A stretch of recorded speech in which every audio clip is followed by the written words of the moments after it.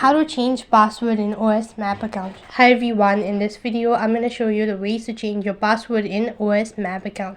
In order to change your password in OS Map account, you'll have to follow these instructions.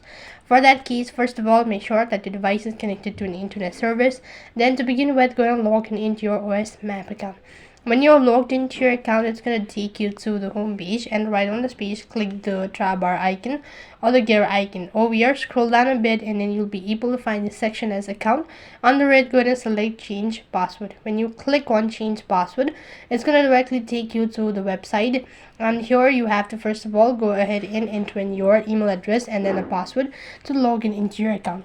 When you're logged in, it's going to take you to the page where you can go ahead and reset your password. Then after that, you'll be logged out of all the devices that your account was currently logged in, and you have successfully changed your password in OS Map account. So that is all for this video. I hope the video was helpful. Make sure to like, share and subscribe to our channel.